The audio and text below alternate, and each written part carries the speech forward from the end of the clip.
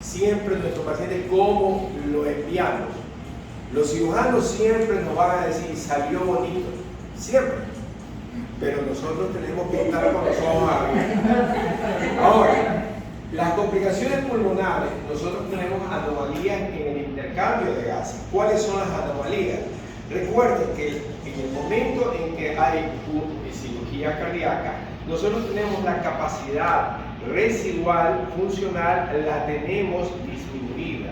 Tenemos la capacidad vital es disminuida. Tenemos el flujo vascular pulmonar disminuido. Entonces nosotros vamos a tener la chance. ¿Dónde está ubicada la parte cardíaca? Está ubicada en... ¿Dónde más vamos a tener problemas? En el lóbulo inferior izquierdo, porque ahí va a estar más asentado el corazón y es donde vamos a tener los problemas de atelectasia. Y los problemas de atelectasia que pueden cursarse, hay que tenerlos identificados hacia dónde vamos a, qué es lo que vamos a buscar. También tenemos alteraciones porque la permeabilidad pulmonar está disminuida. Nosotros podemos tener edema agudo del pulmón con una presión muy baja de 18 milímetros de mercurio. Entonces nosotros tenemos que tener claro la parte del postoperatorio, tenemos que tener muy claro qué es lo que vamos a tener, cómo nos vamos a manifestar. Aquí he puesto otras complicaciones neurológicas, las renales y las otras complicaciones, fíjense, insuficiencia hepática y obviamente la infección. Recuerden que las complicaciones de una cirugía cardíaca pueden tardarse o pueden presentarse hasta 8 semanas después de la cirugía. Y cuando hago algunas intervenciones, les tengo que decir que no es porque le tenga bronca al cirujano. Lo que pasa es que el cirujano rápidamente ve que está bien en una semana y hasta le dan de alta. Pero uno tiene que estar con cuidado 8 semanas después. Ok, entonces ahora que ya más o menos tenemos y hemos comenzado de la cirugía cardíaca, ustedes traten de identificar, porque es interesante, cuando nosotros vamos a ver la parte de gasometría, nosotros tenemos que identificar primero el cuadro clínico, porque el laboratorio, la gasometría es un examen de laboratorio complementario. En los conceptos que ustedes ya lo manejan, la PO2. La PO2 80-100, ya sabemos los conceptos, hiperoxemia.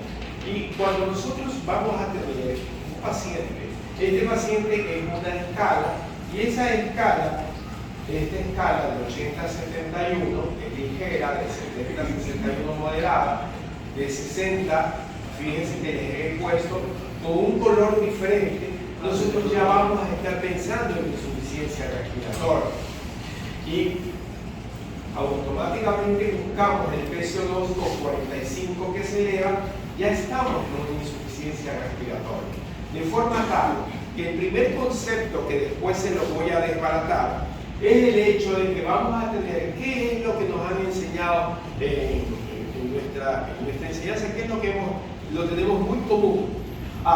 Si nosotros tenemos PCO2 normal con hipoxemia, es insuficiencia respiratoria parcial. O si nosotros tenemos insuficiencia respiratoria con el PCO2 elevado, ya es una insuficiencia respiratoria global. Ese concepto yo quiero que le pongan atención, pero después se lo voy a destruir, porque no es suficiente.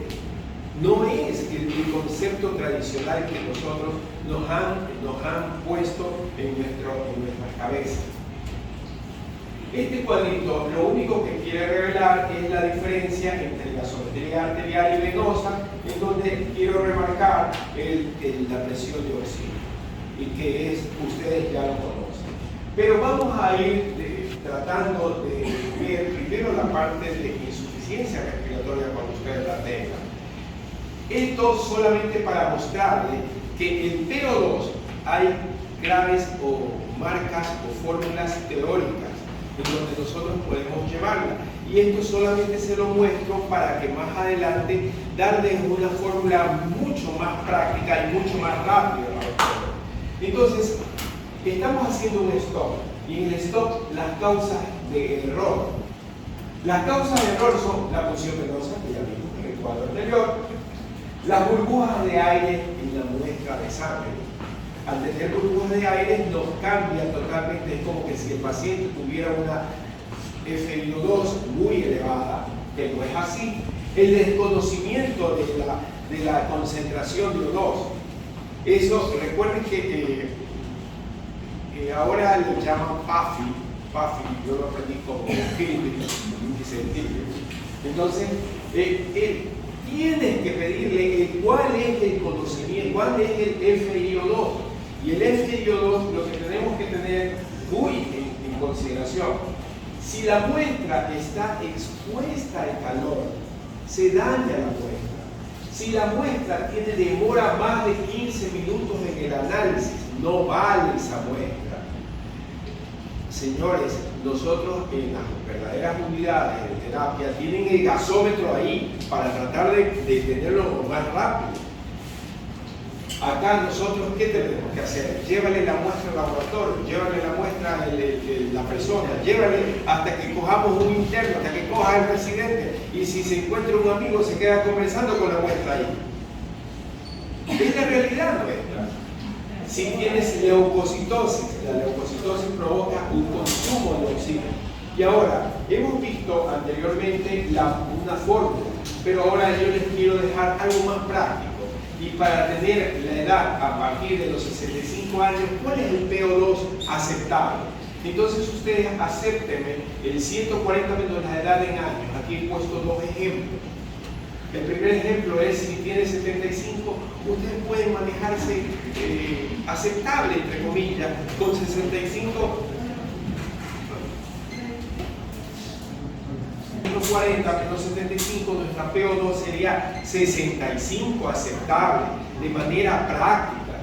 Si nosotros tenemos 90 años, porque podemos hacerlo en una cirugía, nosotros tenemos 50% de PO2, eso es aceptable.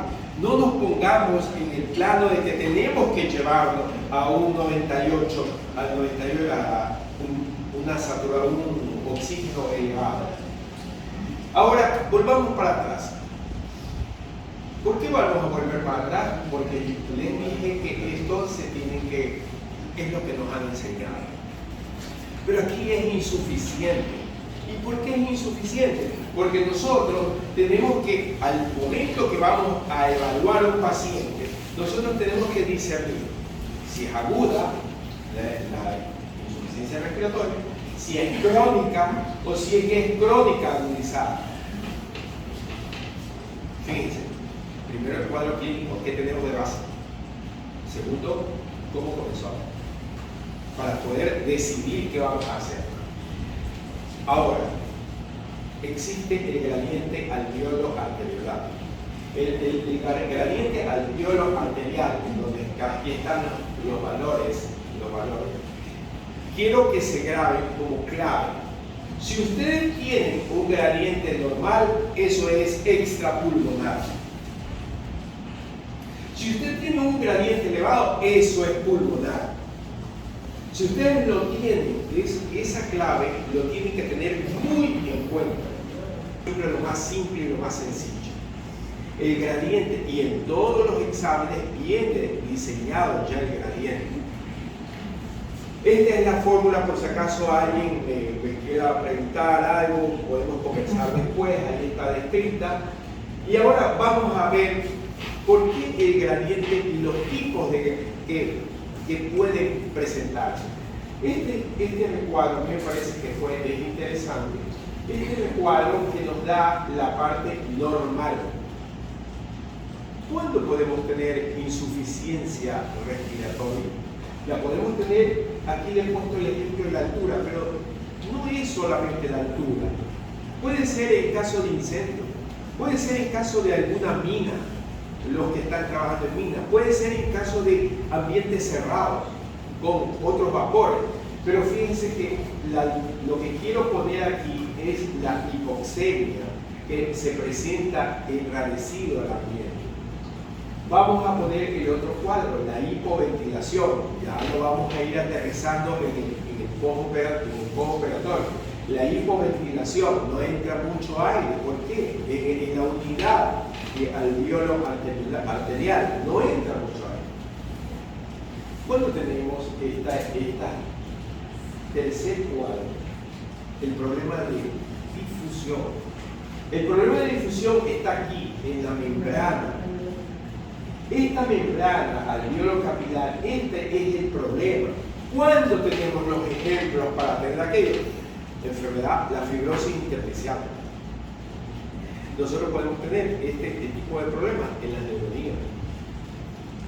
Nosotros podemos tener este tipo de mecanismos fisiopatológicos en el edema agudo o subagudo pulmonar, porque la membrana está no permite el intercambio. Voy a presentarles aquí también, tengo el shunt intrapulmonar.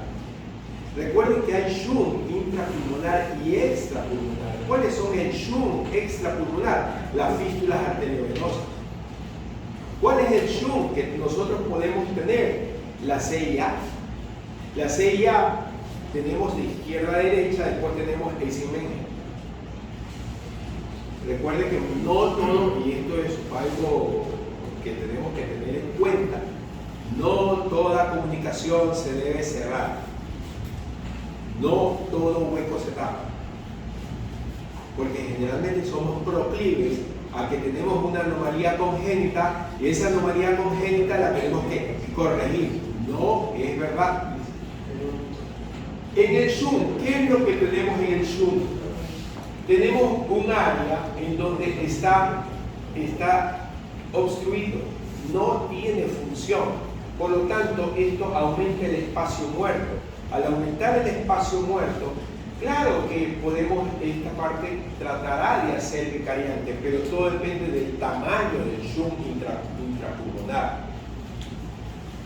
Por último tenemos la ventilación, la relación ventilación-perfusión. Recuerden que el cociente que tenemos BQ es 1, porque el Q está dado por el gasto cardíaco. Y cuando tienes el gasto cardíaco, el problema que tienes aquí en este diagrama es que el gasto cardíaco, esta unidad está perjudicada. Al estar perjudicada, este patrón, nosotros vamos a tener, aumenta el espacio muerto. Y este patrón se comportaría o se comporta como un shunt. Este es el más complejo. Este es el que ustedes tienen que tener mucho cuidado. Y vamos a ver ahora que más o menos hemos explicado ciertos mecanismos. Ahora quiero hacer la relación entre los diferentes estados que hemos visto, la insuficiencia respiratoria que ya hemos analizado, que siempre va a estar baja, y ahora el concepto que tenemos nosotros, el APCO2. Si nosotros nos quedamos solamente con el concepto de que está baja, por lo tanto, una insuficiencia respiratoria relativa, una insuficiencia respiratoria parcial, y nos hemos olvidado de la diferencia alveolo arterial. Recuerden que tenemos que poner la diferencia alveolo arterial para tratar de identificar. Lo mismo en el miren que la hipoventilación, la PCO2 está alta. Al estar alta la PCO2, nosotros vamos a tener insuficiencia respiratoria global. Le damos oxígeno, claro que nos va a responder, pero no vamos a solucionar. ¿Por qué no vamos a solucionar? ¿Qué es lo que vamos a tener en el postoperatorio? En el postoperatorio, lo que vamos a tener es un paciente que nos haga hipoxemia, que nos eleve el PCO2, y si no andamos con el ojo abierto, lo que va a pasar es que el paciente simplemente tiene dolor. Al tener dolor, no tiene una mayor expansión de la caja torácica. Y como no tiene mayor expansión de la caja torácica, lo que va a resultar es el PCO2 alto.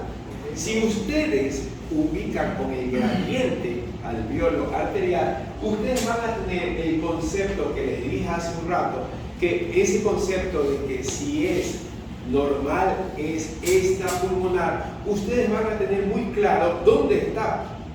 Cogen al paciente en el postoperatorio, le dan un poco de analgésico y empieza a tener una mejor ventilación. Y no se quedan con la famosa, ponle más oxígeno, súbele a 2, súbele a 4, súbele a 6. Por eso es que es importante que ustedes identifiquen el cuadro. Mientras que cuando tienen, fíjense cómo nuevamente les pongo aquí el PCO2. Es la insuficiencia respiratoria, es parcial. No, porque esto no se queden con ese concepto de parcial.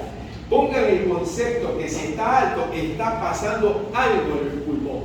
Y si está pasando algo en el pulmón, lo tienen que actuar, no pueden quedarse, ponle oxígeno.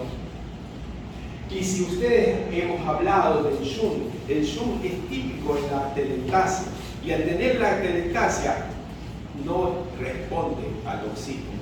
¿Y qué es lo que vamos a echar? Nos vamos a romper la cabeza diciendo de que si es hemorragia, de que si es un nuevo infarto. Ustedes tienen que interpretar muy bien la diferencia alveolo arterial. El que más nos da problemas para la interpretación es los desequilibrios de ventilación-perfusión. Porque el PCO2 se comporta tan loco que no podemos identificarlo claramente, pero lo que sí podemos identificarlo es con el gradiente alveolar arterial. Y ese gradiente nos da alto y nosotros tenemos que identificarlo. Si nuestro paciente está, ¿cómo está nuestro paciente? ¿Cómo va? Si el paciente está teniendo problemas neumónicos, problemas infecciosos, siempre el cuadro clínico, siempre el seguimiento. Permítame transmitirle lo que a mí en mi entrenamiento me enseñaron. Ascendió ese profesor, en donde decía, sigue al paciente, el paciente te lleva, el paciente síguelo en la conducta, no te metas a hacer intervenciones porque te parece, sigue la evolución del paciente. Y él siempre sostenía, hasta el paro cardíaco te va anunciando, no viene el paro porque sí.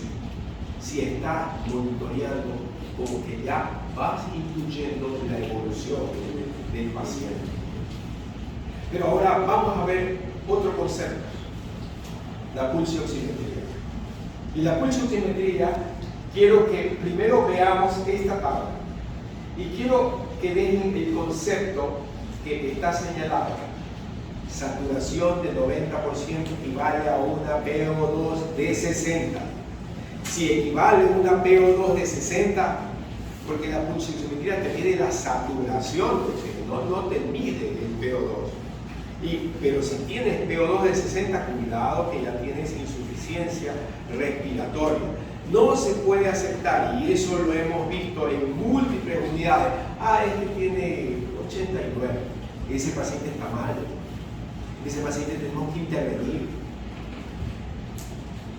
Acá les he puesto la curva de disociación de hemoglobina, pero antes, este diagrama, antes de explicarlo, quiero dejar esto. La pulsioximetría mide la saturación arterial de oxígeno, pero no mide el PO2. Existe un valor crítico, que ya lo hemos visto acá, y por el contrario, por encima, vamos a ver este cuadrito, este diagrama. Esta es la curva sigmoidea de oxígeno. De hemoglobina, perdón. Esta es la curva sigmoidea. Y esta curva sigmoidea se ha puesto en rojo, fíjense que la PO2 de 60 y equivale más o menos a 90. Para que ustedes observen que cuando va bajando esta saturación es dramática, mientras que para nosotros la saturación vamos mejorando, no es tan impactante la tangente de incremento. Lo que sí, esta curva sigmoidea termina como una curva asintótica. Y para que ustedes se despierten un poco, se mira y no se toca. ¿Cuántos de ustedes han mirado y no han tocado? Se mira y no se toca. Las curvas son asintóticas de esta manera. Pero quiero presentarles en la curva de disociación de hemoglobina todo lo lo que viene el concepto atrás. Y el concepto atrás es esta punta que está marcada, indica la sangre arterial, nada más los conceptos.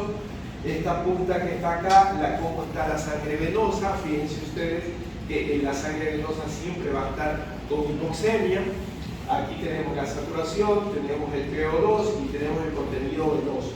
Pero lo que quiero dejarles claro, que cuando nosotros hablamos de la desviación de la curva hacia la derecha, ¿cuándo tenemos desviación hacia la derecha? Es decir, que no entrega el oxígeno, no sale el oxígeno. Tenemos cuando hay aumento de temperatura, cuando tenemos aumento del fosfoglicerato, cuando tenemos el PCO2 elevado, cuando tenemos el pH disminuido. Obvio, a la derecha a la izquierda es todo lo contrario, que no quiero dar más datos para que tengan claves muy ciertas. Pero también hay causas de error en la pulsioximetría. ¿Cuáles son las causas de error? Anemia. Esa anemia intensa no puede captar la pulsioximetría. ¿Cuántas veces tenemos pacientes con anemia y andamos pensando en que está mala la saturación? La anemia intensa no llega porque el flujo de rayos, el láser que pasa al lector, tiene que pasar por glóbulos rojos, y si no pasa por glóbulos rojos, el lector no puede sacar el promedio. Al no sacar el promedio, nosotros andamos perdidos. Los movimientos, el temblor, el transporte, cuando vamos a veces los que vayan en ambulancia, el temblor no permite que la pulsioximetría tener claro el tema. La mala perfusión, el frío, la hipotensión y los obstáculos que es la laca de las uñas. Por favor, en toda unidad, y esto está hecho o diseñado para todo muy abierto, la laca de las uñas. Lo que no importa es la ictericia ni las fístulas arteriovenosas no interfieren. Ahora vamos a la dieta. En la dieta tenemos carbohidratos, tenemos proteínas y grasas. Fíjense ustedes que esto se metaboliza. El carbohidrato, ¿qué es lo que nos va a producir? Ácidos volátiles. Los ácidos volátiles son ricos en CO2. ¿Qué es lo que vamos a tener las proteínas del metabolismo? Ácidos no volátiles, ricos en hidrogeniones. ¿Cómo eliminamos aquello? Los volátiles por la parte pulmonar y los no volátiles por la parte renal. ¿Qué es lo que quiero que quede claro? Si nosotros, un ejemplo muy práctico, ¿qué es lo que tienen a los niños que no comen? ¿Qué es lo que le damos? Le damos ensure se debe decir en castellano, ensure, dice la gente. ¿Y qué es lo que tenemos ahí? Que estamos sobrecargando con proteínas y estamos sobrecargando la parte renal. ¿Qué es lo que tenemos esos pecudos que toman tanto polvo para sacar en 2 semanas? Sobrecargamos la parte renal. Cuando nosotros tratamos de darle glucerna a los diabéticos, tratamos de aliviar esta parte para darle mayor volatilidad. Cuando nosotros tenemos el DEPRO que le damos a los insuficientes renales tratamos de irnos hacia otra vía. Y ese es el equilibrio. Tenemos un equilibrio entre renal y pulmonar. Entonces, les voy a complejizar un poco más. ¿Se acuerdan de esta fórmula? La fórmula de la ecuación de Henderson-Hasselbalch. ¿Se acuerdan del pK que nosotros tenemos que manejarlo para saber si tenemos un buffer, cómo está, cuánto anda? Entonces, ¿de dónde sale los hidrogeniones? Vienen formados del metabolismo. ¿De dónde sale el bicarbonato? Del riñón, hígado, aparato digestivo. Lo que tenemos que tener muy claro, de a dónde se va el hidrogenión, sale por el fosfato, sale por el ion amonio. Vamos por el otro lado, sale por el aire expirado. En definitiva, el equilibrio ácido básico está acá explicado. Algunos conceptos para tratar de que ustedes ya se irnos familiarizando con ácido base y el hidrógeno. Acidemia y alcalemia, todos hemos hablado de esos términos.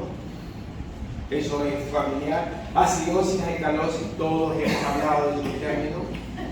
Pero ahora vamos a hablar del pH. El pH que no sabemos, muchos de nosotros no sabemos por qué tiene el pH. El pH es pondus hidrógeno, que es el peso o potencial de concentración de iones de hidrógeno. ¿Qué diablos es eso? Eso simplemente la concentración de iones de hidrógeno. ¿De dónde nos viene? Define la acidez o la alcalinidad de una solución. Pero ¿de dónde viene? Realmente el pH, ese dato, viene de 0.00000004. Gracias a un hombre que no tenía qué más hacer, que sacó una base logarítmica, base 10, llegó a esta fórmula. Al llegar a esta fórmula, llegamos al 7,4, que es el promedio, 7,35 a 7,45. Pero es por la base logarítmica. Con esto quiero destruirles la idea que tenemos. A mí no me gusta la matemática, por eso estudié medicina. Matemáticas está aquí. Y matemáticas, el logaritmo tienen que haberlo aprendido en el secundario. Pero de todo lo que hemos visto, el metabolismo, la eliminación, ahora vamos a hablar sobre el pH. Fíjense que ustedes tienen que hacer una confrontación. ¿Qué es el pH en definitiva? El componente metabólico contra el componente respiratorio. Y ese es el que nos da el 735, 745. Esa confrontación, ese cociente es el que nosotros tenemos que analizar. Entonces vamos a jugar un poco para tratar de avivar, porque esta hora es muy pesada. Vamos a avivar. Fíjense solamente para que vean la flechita cuando nosotros andamos hablando de acidosis metabólica. Vamos a ir un poco a alcalosis metabólica. Vean la flechita. Todos vamos viendo para ir más rápido. Acidosis respiratoria. Miren la diferencia que hay en dirección de la flecha para que ustedes se familiaricen con el cociente. Alcalosis respiratoria. Y acá lo que quiero es, lo que vemos el juego de la flecha, la dirección de la flecha, estamos poniéndolo con lo que hemos ido concatenando, la confrontación de un componente metabólico con el componente respiratorio. Claro, estamos poniendo una alteración simple, porque también puede haber alteraciones mixtas, que en algún momento ya vamos a decir. Pero, ¿qué vamos a hacer? ¿Cómo se compensan las alteraciones? ¿Cómo vamos a compensar las alteraciones? Entonces nosotros vamos a tener esta compensación de alteraciones. Vamos a hablar sobre el tampón. Vamos a hablar sobre los efectos amortiguadores. Los efectos amortiguadores, tenemos amortiguadores intra y extracelulares. Tenemos eliminación respiratoria del ácido volátil, que ya lo tenemos integrado. Tenemos la excreción renal del ácido no volátil con reabsorción de bicarbonato, que ya lo vimos en la diapositiva anterior. Pero ¿cuál es el efecto tampón o buffer? Nosotros tienen que ustedes acordarse que el extracelular es el bicarbonato y la respuesta es inmediata. ¿Cuántos de nosotros hemos visto un paciente que tiene acidosis hecha de bicarbonato? Es por esta razón que nosotros manejamos. Y el tampón intracelular, que son las proteínas de los fosfatos. Nosotros tenemos que tener un paciente bien nutrido, bien equilibrado, con proteínas buenas, porque esto le va a ayudar al paciente, que en 2 o 4 horas el paciente se va a equilibrar. Nos olvidamos que nuestros pacientes necesitan proteínas, porque las proteínas son esenciales en nuestra economía. Todos necesitamos proteínas. Y tenemos la eliminación, la parte pulmonar, que demora la respuesta entre 30 minutos a 24 horas. Y fíjense, los riñones, la reabsorción, 3 a 5 días. Esa es lenta. Por lo tanto, si es lenta la respuesta, nosotros vamos a verlo por velocidad. ¿Cuál es la velocidad? El resumen. Alteración del componente metabólico. Ok,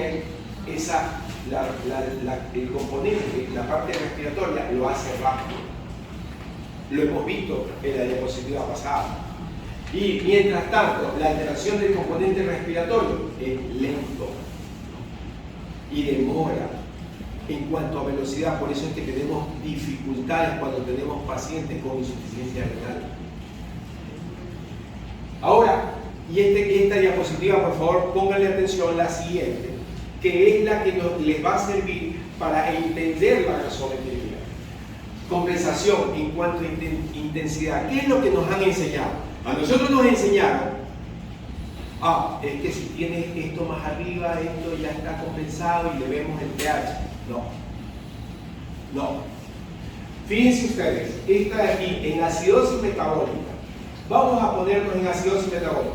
Por cada mil equivalente de bicarbonato que disminuye, la compensación está con un PCO2 que baja 1.2 milímetros al mercurio.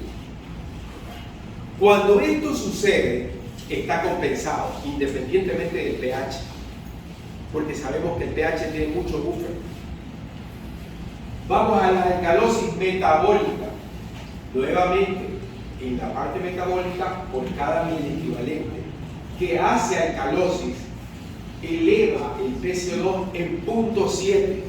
Ahí podemos hablar, en lo metabólico, ahí podemos hablar que está compensado. Caso contrario, no podemos hablar en la intensidad de la compensación.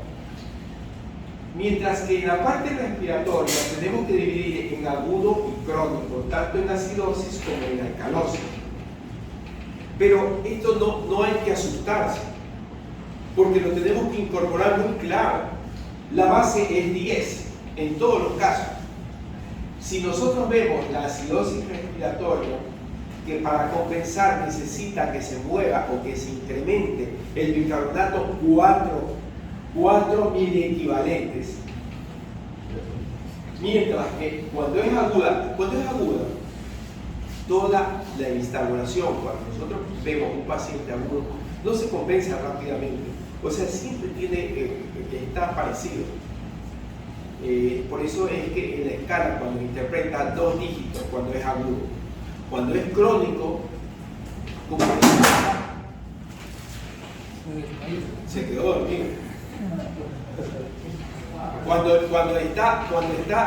crónico, sí tiene la chance para compensar. Y crónico agudizado se comporta como agudo. Pongan atención, fíjense que cuando es crónico, ya sea que aumente el bicarbonato, que disminuye, siempre será 4 miliequivalentes, la base es igual, no se complique. Este paciente es crónico, por lo tanto yo voy a esperar que sea para arriba, acuérdense de la flechita, sea para arriba o para abajo, 4. Cuando nosotros tenemos acidosis respiratoria, solamente se compensa 1 miliequivalente, mientras que cuando es alcalosis, nosotros tenemos 2 miliequivalentes. Esto es la clave para saber si está compensado o no está compensado en cuanto a la intensidad. Al final tenemos unos ejemplos rápidos para seguir avanzando. Este es solamente para mostrarles una serie de juegos, de flechas y hacerles, dejarles la intención de dejarles muy adentro cómo se mueve el componente metabólico y el componente respiratorio. Ahora vamos a ver. Les he dicho que ustedes siempre tienen que pensar en la historia clínica. ¿Qué tenemos nuestro paciente? Y aquí ya me estoy abriendo de la parte del postoperatorio. Y le estoy aplicando la gasometría a diferentes escenarios. Entonces, tenemos acidosis metabólica, cuando tenemos, y aquí incorporo otro dato, el anion gap o hiato aniónico. Si está aumentado, entonces tenemos cecoacidosis, acidosis láctica, intoxicaciones, que lo he puesto ex profeso para que ustedes tengan un dato mayor. Tenemos la disminución de expresión de ácidos orgánicos en insuficiencia renal. Esta categoría está en el anion gap, en aglosajón o hiato aniónico aumentado, que son normoclorémicos. Mientras, cuando tenemos en acidosis metabólica, tenemos hiato aniónico normal, se me quedó ahí. Y generalmente es hiperclorémico. Y cuando tenemos hiperclorémico tenemos tres subcategorías, tanto las pérdidas digestivas de bicarbonato, diarrea, atentos, tenemos la de origen renal y tenemos la aplicación de ácido, la hiperalimentación. ¿Cuántos de nuestros pacientes que los vemos en terapia intensiva están con hiperalimentación y le chantamos una cantidad de bicarbonato? Nosotros tenemos que ver cómo está nuestro paciente. Y lo mismo nos va a pasar con las causas de alcalosis metabólica, que debemos tenerlo cuando hay reducción de volumen. ¿Cuándo hay reducción de volumen? Fíjense que nosotros, aquí está puesto diuréticos de asa, y nosotros, cardiológicos, los cardiólogos, le echamos diurético de asa, pero con las manos a rabiar. Le echamos y tienes dale diurético de asa. ¿Y cuánto le damos? Cada 6 horas. ¿Y cuánto le damos? Le damos cada hora. Le damos, pero con gusto. Cuidado, nos llevamos a alcalosis metabólica. Debemos interpretarlo bien. Sin reducción de volumen, aquí hay una serie de datos en los cuales el año gap lo que quiero ponerles es el lactato. Nosotros yo no sé, aquí no puedo hablar, pero en la práctica privada, a todo el mundo le meten un lactato. Y el lactato es lactato. Que a dónde nos puede llevar a alcalosis metabólica y nuestro paciente se nos empieza a perder. Nosotros, el lactato hay que usarlo, porque eso no me corresponde, eso le corresponde a otra persona. Cuándo usar lactato, cuándo usar solución salina, cuándo usar, pero para mí el lactato tiene su espectro para utilizarlo. Mientras que la dextrosa al 5% en agua, esa no la usemos. Esa no la usemos, porque esa es un poco de azúcar y es agua. Ok. Seguimos con acidosis respiratoria, la depresión del centro respiratorio. Esto quiere decir la hipoventilación, obesidad, apnea, hipopnea, obesidad, es el síndrome, el mixedema, la hipovolemia, los infartos cerebrales, el paro cardíaco. Las enfermedades, en esta categoría de enfermedades del aparato respiratorio, tenemos aquí, ya esto es lo que tenemos que nosotros poner atención en la gasometría. Siempre entendamos que nuestro paciente tenemos una gran ventaja en el seguro social. Y la gran ventaja que no hay en todas partes es que tenemos el AS400 chancho, el AS400 que es lerdo, lo que sea. Pero por lo menos tenemos chance del antecedente del paciente, que nos permite esta parte, pues. Esta parte es la que nos permite. Siempre que tengamos un paciente que va a ingresar, siempre tenemos que mirar hacia atrás. Saquemos ventaja. Pero ¿qué es lo que tenemos nosotros? Copy y pega, ya está, para sacarnos de encima. No nos saquemos de encima. Somos médicos. ¿O somos fotocopiadoras ceros? No, pues. Somos médicos. Revisemos qué es lo que vamos a utilizar. Y las enfermedades neuromusculares que también hemos ubicado acá. Pero en esta categoría tenemos que ponerle atención.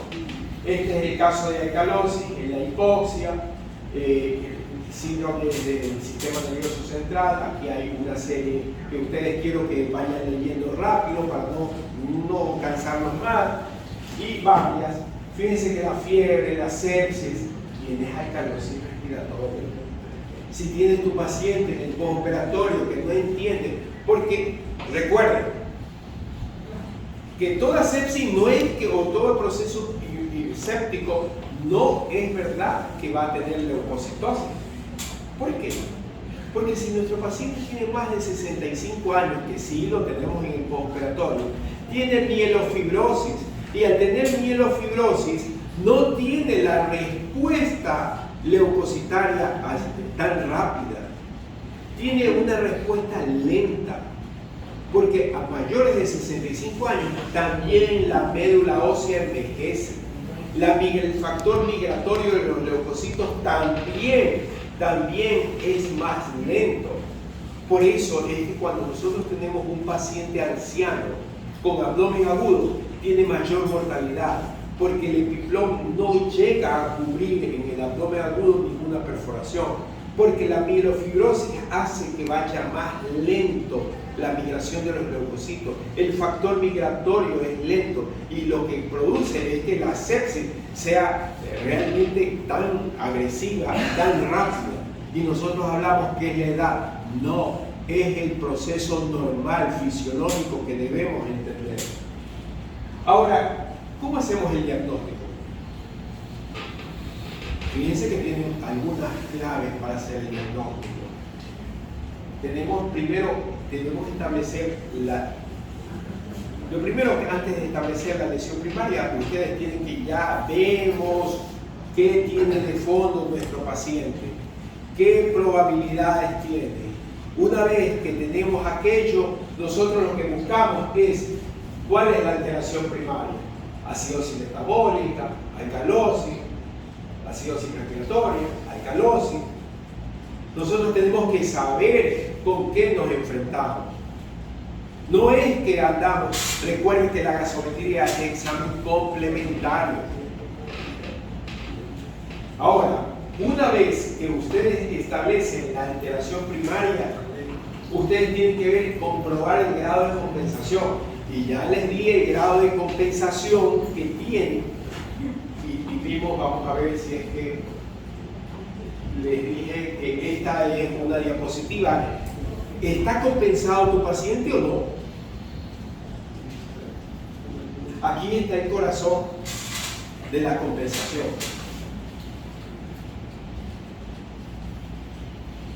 Pero, como les decía, hay simple y hay mixta. ¿Cuándo ustedes deben sospechar que hay alteraciones mixtas? Alteraciones metabólicas. Por ejemplo, aquí tiene un ejemplo: alcalosis metabólica, que está el paciente vomitando y tiene hipovolemia. ¿Cuándo tienes alteraciones metabólicas y respiratorias? Tienes un ejemplo de acidosis metabólica y alcalosis por intoxicación de salicilato. ¿Cuándo tienes? Pongan atención a este mensaje. Si la compensación de una alteración primaria no es la esperada, hay que sospechar segunda alteración del equilibrio ácido-básico. En una acidosis metabólica, PCO2 mayor o menor a la esperada, indica que existe también una acidosis o alcalosis respiratoria. Si en una acidosis respiratoria el aumento de bicarbonato menor o mayor a lo esperado, indica que existe una acidosis, pH aún más bajo. Ustedes tienen que ver una alcalosis con un pH inapropiadamente normal. Cuando ustedes tengan estas situaciones, piensen que hay alteraciones mixtas de la gasometría.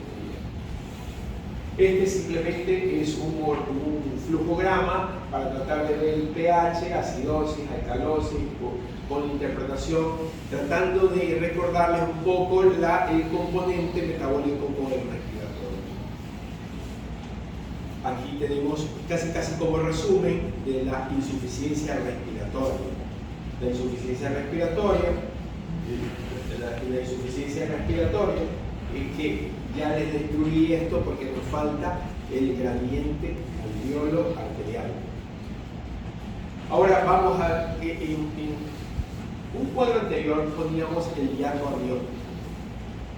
Si ustedes se dan cuenta, en la gasometría, en la parte inferior están los electrolitos también que nos responden. ¿Por qué? Porque el hiato amniótico, aquí está la fórmula del hiato amniótico. ¿Y qué es lo que resulta? Aquí vimos en la acidosis, este recuadro, entonces cuando tenemos el hiato amniótico elevado, tenemos que pensar en cuándo está normal. Entonces, el hiato amniótico elevado, nosotros tenemos que observarlo para tener en estas categorías, en estas partes. Pero nosotros también tenemos que ver, sobre todo en casos de intoxicación, el hiato osmolar. El otro hiato osmolar que nosotros tenemos es la osmolaridad medida con el paciente, con la osmolaridad calculada. Aquí está la fórmula de la osmolaridad. Y siempre es menor a 20. ¿Por qué tenemos esto?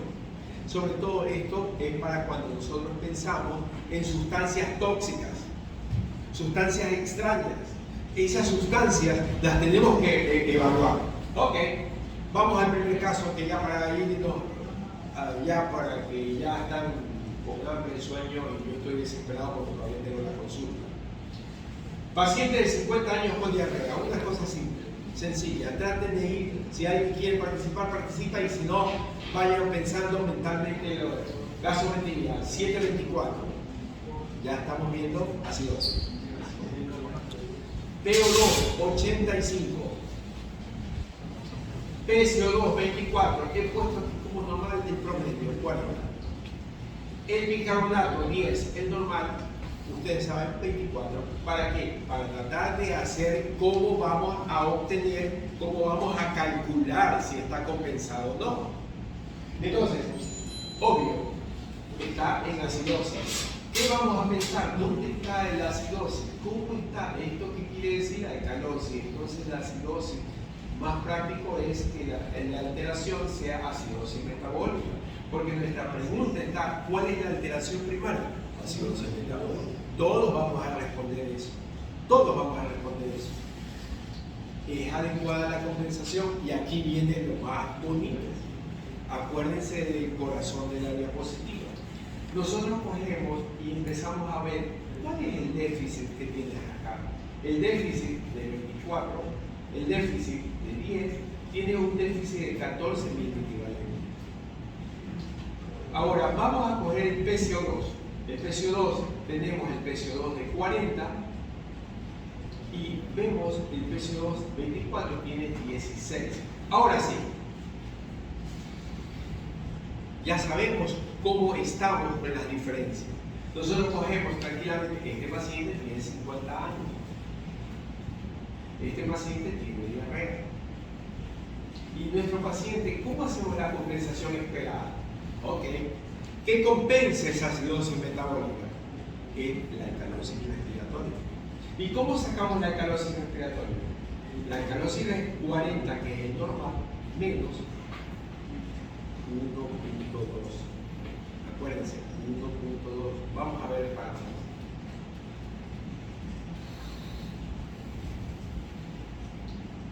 1.2. Entonces, cuando tenemos 1.2,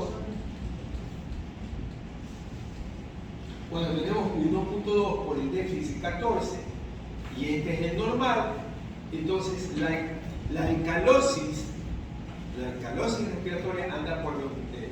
Y como dicen, también por PCO2, 2 dígitos decimales del pH. Por lo tanto, este paciente es una alteración simple, está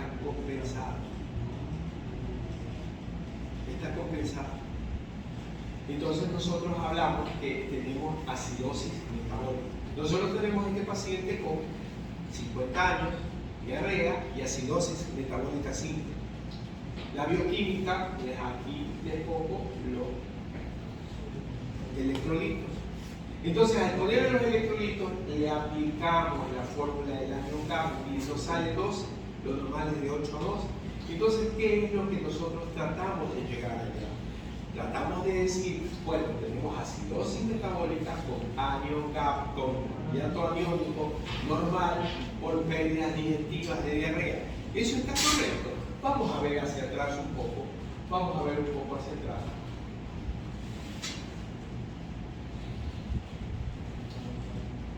Aniocap normal, diarrea.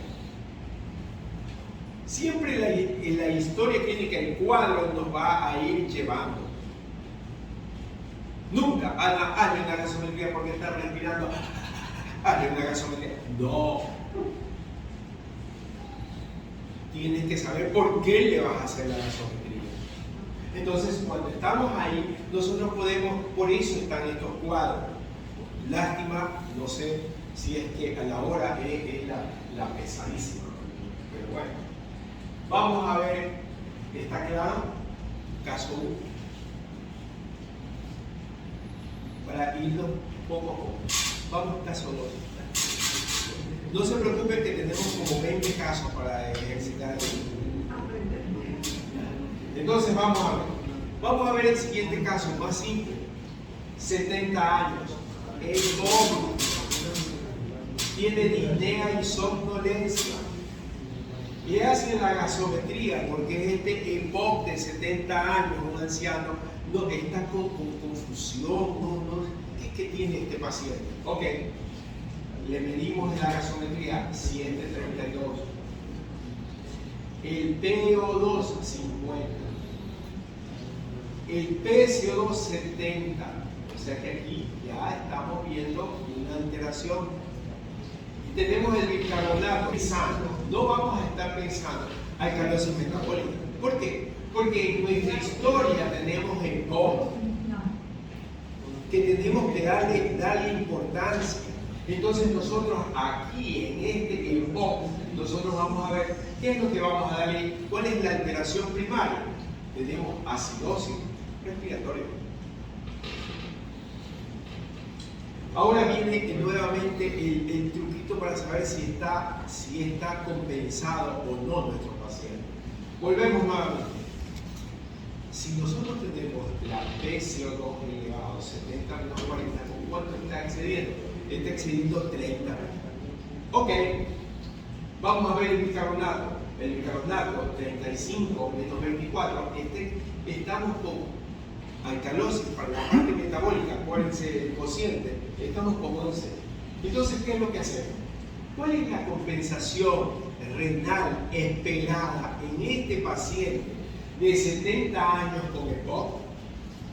Nosotros nos cogemos el bicarbonato, el 24 que es el valor normal, lo cogemos y lo sumamos. Fíjense ustedes, ¿se acuerdan la base 10? Entonces tenemos acá 30, para 10 es 3, ahí está el 3. Ahí está el 3. Y nosotros cogemos y tratamos de ver qué más podemos ver. Nosotros multiplicamos el 24 por la diferencia, 4 por 3, 12, nosotros debemos tener 36 de bicarbonato. Buscamos el bicarbonato, ¿cuánto tiene? 35. ¿Está compensado? Sí. Está compensado nuestro paciente. ¿Cuáles serían nuestros diagnósticos? Acidosis respiratoria, claro. Pero ¿cuál es el chiste aquí qué es lo que nos estamos olvidando?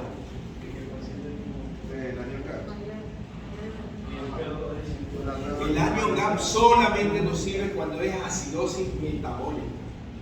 Y el hiato osmolar solamente nos sirve cuando nosotros estamos pensando de que hay sustancia tóxica, metilenglicol, el alcohol metílico. Aquí, en este caso, que tenemos acidosis respiratoria, nosotros tenemos que ver es el PO2. ¿Se acuerdan de la fórmula simple y sencilla? Primero le puse una fórmula compleja y todo, y después le puse una fórmula sencilla para saber cuánto es el PO2 aceptable para este hombre de 70 años.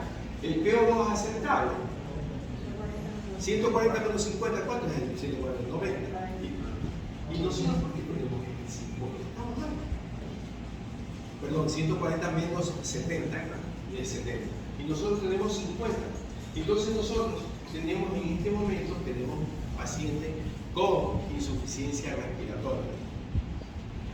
Cuando nosotros tenemos pacientes con insuficiencia respiratoria, no se queden con lo clásico que nos han enseñado, parcial, global. Échenle una mirada al gradiente alveolo arterial, porque ahí va a estar si es extrapulmonar o si es pulmonar. Y ustedes ahí van a tratar de ver si es que se debe a un shunt, a un problema de difusión, ventilación, perfusión. Acuérdense que la unidad de ventilación, perfusión es la alveolar contra el gasto cardíaco y ese cociente es 1.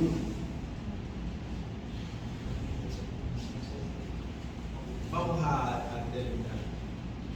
Este es ya más o menos Entrenados ahí mentalmente, quiero que lo sigan por favor. Paciente de 16 años. 16 años. Diabetes tipo 1.